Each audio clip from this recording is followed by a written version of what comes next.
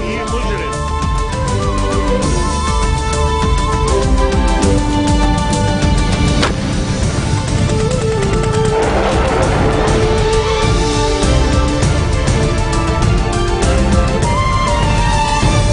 Good afternoon on this Friday, February 28th. I'm Yumna Naufal, and these are today's headlines.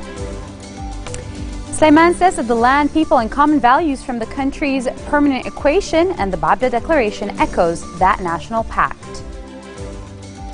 Chairman of the Iranian Parliament's National Security and Foreign Policy Committee, Alauddin Bouroujerdi, stresses that Hezbollah's intervention in Syria is to safeguard Lebanon. And inmates at Rumia prison hold a strike at the facility 2 days after dozens stitched their lips together as part of a hunger strike to demand better living conditions. Now, President Michel Sulaiman says that the land, people, and common values form the country's permanent equation, stressing that the Babda Declaration is very similar to the National Pact. The land, people, and common values form the golden and permanent equation for the nation, Sulaiman said in a speech at the Kaslik University. He said that the Babda Declaration has become part of the nation's principles and similar to the National Pact. The National Pact of 1943 is the one he's referring to and is an agreement that laid the foundation of Lebanon as a multi-confessional state. Under the Babda Declaration, which was adopted in June of 2012 during a national dialogue session headed by Sulaiman, the rival March 8 and 14 camps agreed to keep Lebanon away from the policy of regional and international conflicts. An Iranian parliamentary delegation headed by Chairman of the Iranian Parliament's National Security and Foreign Policy Committee, Alauddin Bouroujerdi, stresses that Hezbollah's intervention in Syria is to safeguard Lebanon, calling for democratic presidential elections. Hezbollah's involvement in the ongoing conflict in Syria is to protect Lebanon's sovereignty and independence, Bouroujerdi said, after talks with Foreign Minister Gibran Bassil at the Bustros Palace. The Iranian lawmaker said that his country is committed to the Geneva Agreement, reiterating that the conflict in the neighboring country cannot be resolved by the use of arms but through dialogue alone. Bouroujerdi accused the United States of arming the opposition in Syria and encouraging terrorism, welcoming any change in Saudi Arabia's policies in confronting it. Inmates at Rumia prison held a strike at the facility 2 days after dozens stitched their lips together as part of a hunger strike to demand better living conditions. 200 prisoners at the prison demanded to hold talks with Justice Minister Ashraf Rifi and State Commissioner to the Military Court, Judge Sa'ar, to file a complaint against the administration in Lebanon's largest prison. The inmates threatened to further escalate their measures if their demands were not met. On Wednesday, around 50 prisoners went on a hunger strike to protest what they described as Rumia's administration's ill treatment of the detainees. The inmates even sewed their lips together to announce the beginning of their hunger strike, according to a video footage shown by LBC. First military investigation judge Riyad Abu Ghida is demanding the death penalty for Salafist cleric Ahmed al-Asir and several of his supporters over the Abra clashes with the army near the southern city of Saida. Now, media reports say that Abu Ghida requested the death penalty to al-Asir and 56 other people. Different prison terms were demanded for other suspects who were referred to the military tribunal. Now, in June of 2013, Asir supporters opened fire on an army checkpoint, leaving around 18 soldiers and more than 20 gunmen dead. The gun battles concentrated in the area of Bilal bin Rabah Mosque and nearby buildings in Abra.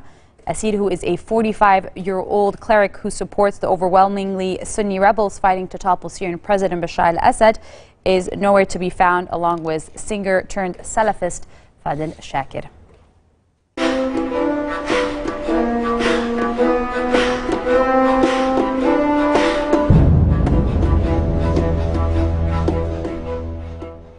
The jihadist Islamic State of Iraq and Greater Syria has begun withdrawing from parts of northern Syria ahead of a deadline set by a rival group, according to activists. The Syrian Observatory for Human Rights says the group was retreating east towards its stronghold in the city of Raqqa. The withdrawal comes 4 days after the al-Qaeda-affiliated Al-Nusra Front issued ISIS an ultimatum to go before an Islamic court for mediation or face being forced from Syria altogether. Now, ISIS, known as ISIS, has withdrawn from Azaz, its most important bastion in Aleppo province, as well as the Mining military airport, the Meir region, and the villages of Deir Jamal and Kafin. Video from the town posted online showed a demonstration of residents chanting "The Free Syrian Army Forever" after ISIS's withdrawal. Charles Lister, a visiting fellow at the Brookings Doha Center, said that ISIS appeared to have withdrawn from several locations without a fight.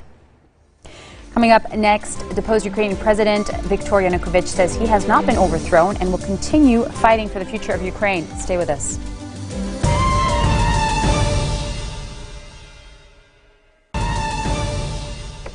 At least 24 people were killed as Yemeni troops and allied Islamists engaged in heavy fighting with Shia rebels in the north. According to tribal sources in Yemen, the fighting, in which soldiers aided by fighters from the Islamist al-Islah party were pitted against Zaidi Shia rebels, was from control for local government offices in Hizm, the capital of Jauf province. Earlier this month, Yemen's president and main parties agreed to transform the unrest-riven country into a 6-region federation as part of a political transition. Now, the rebels are apparently seeking to seize Hizm so as to be able to integrate all of Jauf into the Azal region, one of 4 to be created in the north that includes the stronghold of Saada province. But as the arrangement currently stands, Jauf would be included in the Saba region, which also includes Marib and Baida provinces. In other world news, deposed Ukraine President Viktor Yanukovych says he has not been overthrown and will continue to fight for the future of Ukraine. This comes as the interim government accuses Russia of staging an armed invasion in southeastern Crimea after pro-Kremlin armed men seized 2 airports and government buildings in the region known to back ousted President Viktor Yanukovych. The 2 Crimean airports, the main international airport of Simferopol and a military airfield in Sevastopol, have been taken over by what the Ukrainian Interior Minister Arsen Avakov claimed to be members of the Russian Federation fleet.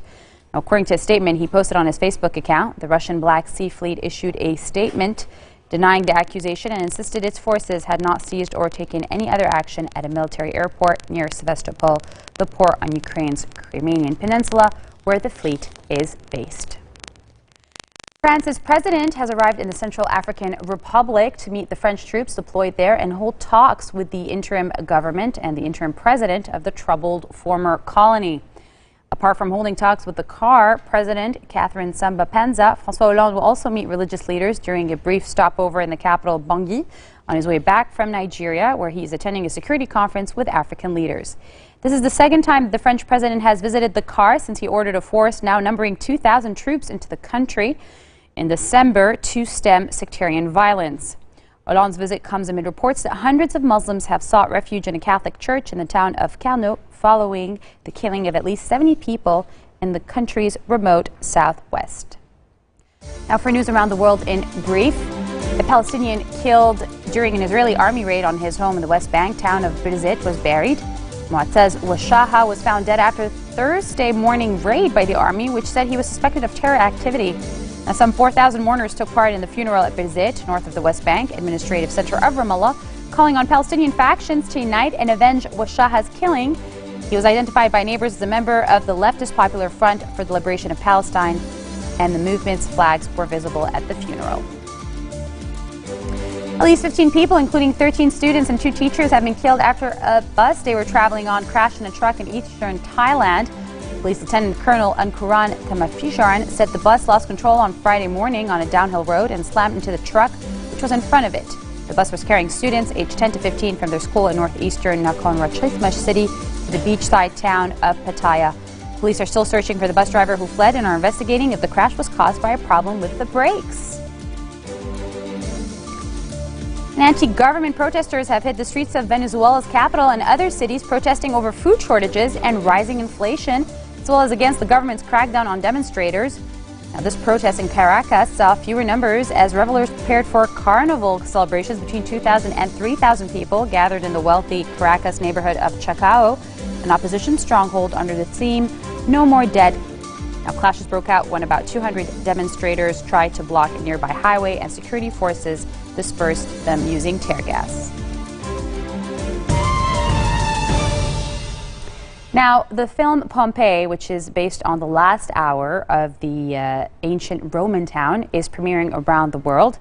It is an action-packed 3D rendition, and it may not be entirely historically accurate, but experts are welcoming the free publicity for the cash-strapped archaeological site. Pompeii is the ancient Roman town in the shadow of Mount Vesuvius and has long been synonymous with tragedy. It was destroyed in 79 AD by an eruption of Vesuvius that killed thousands of people and buried the city in about 6 meters of volcano ash. The volcano, long thought dormant, belched out a superheated cloud of fast-moving gas and debris that incinerated residents where they stood and preserved the town as museums of Roman life. Frozen in time, the Paul W.S. Anderson's lavish new productions aim to capture the disaster through the eyes of a slave-turned-gladiator. In the movie, the main protagonist finds himself in a race against time to save his true love during the last 48 hours of Pompeii. An Academy Award nominee, Sandra Bullock, Amy Adams, and Lupita Nyong'o's may never appear to be in better shape than you'll ever see them this Sunday at the Oscars. And that's because on the red carpet, these celebrities are doing what is called the 1 week shred. According to Julian Michaels, the fitness trainer and motivational speaker, perhaps best known for starring on NBC's weight loss competition series, The Biggest Loser. Here are their tricks.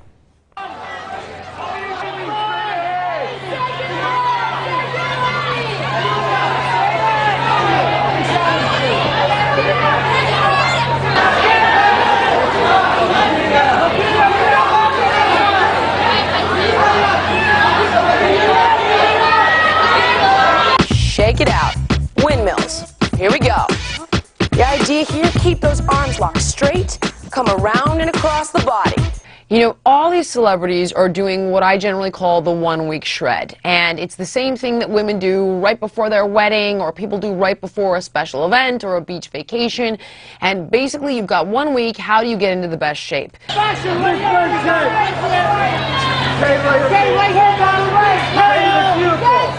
First thing, increase the water intake and decrease the sodium so you don't hold on to excess fluid. And that means try to drink around 80 ounces a day, keep the sodium to around 1,500 milligrams a day, and eat high potassium foods like watermelon is a perfect example. And drop it down. 1, 2. Nice. Now. Next thing, you don't want to be lifting very heavy weights because what that can do is cause swelling, which, sure, in the long run, no, you're not going to bulk, but immediately after a very intense workout with heavy weights, you can show a little bit of extra size. This is why your jeans might feel a little bit tight after a long workout. So what you want to do are a lot of body weight exercises, push-ups, lunges, squats, pull-ups, and stay away from the heavy weights. Get off the alcohol this week, very, very important, and stay away from white flour and white sugar, any simple carbs and starches, because they simply can cause you to hold a little extra water, and if you want to shred on down, that's the best way to do it. On that note, we end our bulletin for today. Now for a reminder of our top stories. Yemen says the land, people, and common values form the country's permanent equation, and the Bada Declaration echoes that national pact. Chairman of the Iranian Parliament's National Security and Foreign Policy Committee, Alauddin Bouroujerdi, stresses that Hezbollah's intervention in Syria is to safeguard Lebanon. And inmates at Rumia prison hold a strike at the facility 2 days after dozens stitched their lips together as part of a hunger strike to demand better living conditions. Those are your Friday headlines here on Future Television. I'm Yuna Nofal, wishing you all a good weekend ahead. Take care. اللي بيفكر واللي بيقتل مدنيين مجرم.